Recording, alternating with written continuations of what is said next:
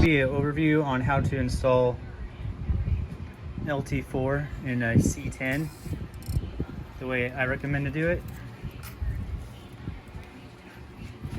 We're using Camaro exhaust manifolds from a 6.2 with an LT4 or without.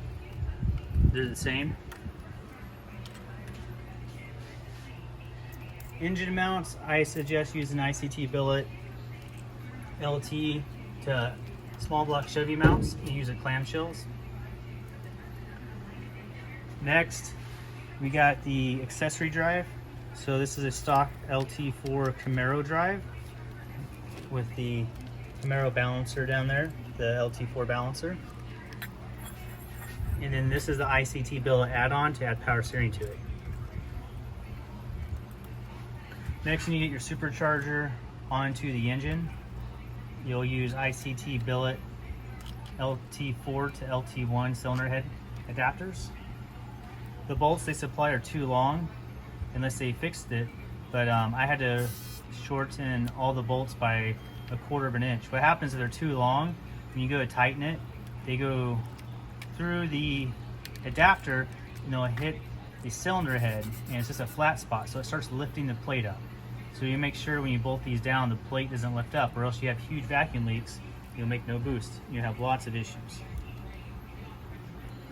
All right, so the air intake, you'll want to run out to this side, run a 4-inch tube. That will match factory calibration is pretty good.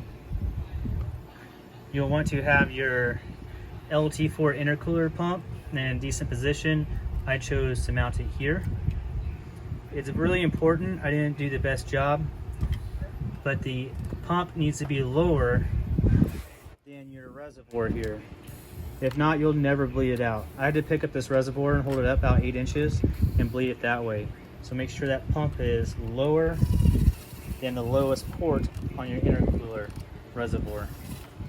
And then I ran 3/4 heater hose to this.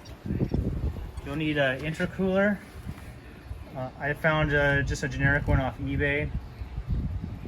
Looks like it's about 16 inches by 12 inches high. And it has the ports coming off the same size. That way it's easy to run your lines.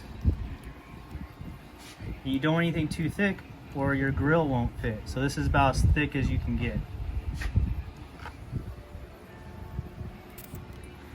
For the harness, you mount the harness to the supercharger.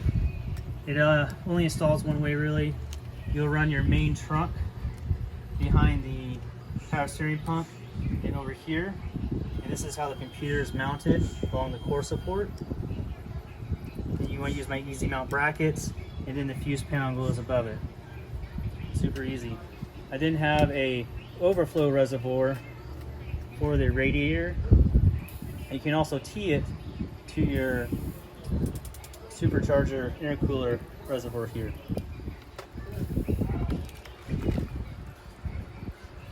What else do I need to go over? Crossmember is pretty easy. There's different crossmembers for sale on eBay. Modify your own. It's really not hard. So just figure that out. What works for you. For this shift linkage, I use a low-car 6L80 linkage. It's a solid rod linkage to the column. So it's barely long enough, but it works. And the big part is having these exhaust manifolds where it's easy to run that. Creates one less headache. Right here you have your vacuum port. I press your fuel pump. All this is the same.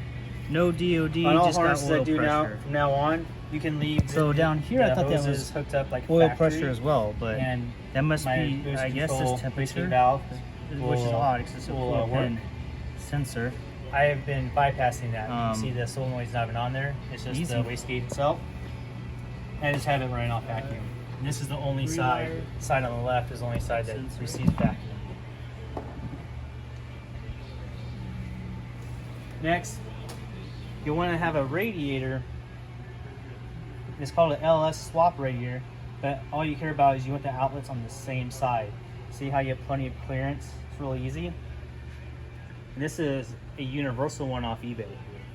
So I mean, we have a huge engine bay, so you know, just try to find one close to stock size. I slapped on a Camaro SS fan, and then you'll want to make a shroud to go over all this and make it look nice.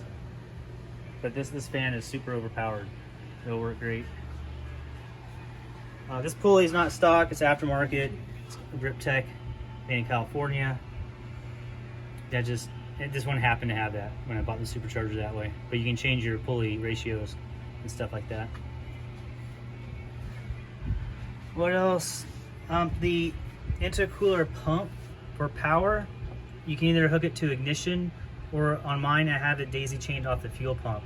That way it only runs when the vehicle is running.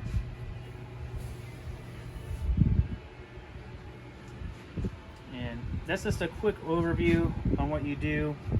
The last little thing is you'll have an interior harness from your engine harness to run inside. Just run it either through your fender or along the engine bay into one of the holes. And all that you have inside is a pedal connector, an OBD2 port, and a brake wire and an ignition wire. Super easy.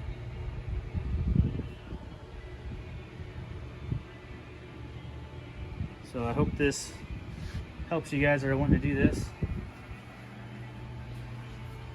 This is not finished yet. I need to close these ports up and stuff like that. Those are just fresh air ports for the PCB system.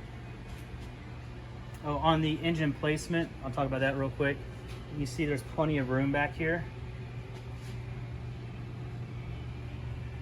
The reason is this way the transmission's not slamming into your floor. So it's kind of a happy medium. So you want to place your engine to where it clears your tunnel. And this is not a high hump, this is a factory low hump. It clears all that. I have enough room with the radiator and my air intake. So just try to do the best you can there. And I had to make one small notch. Might be able to see, it's kind of hard to see right now. There it focuses on the bottom of the rail to clear this exhaust manifold. Small price to pay to run a nice factory manifold that won't leak and will last a long time.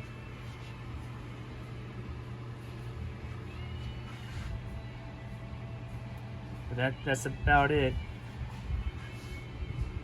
So hit me up if you have any questions. Thanks.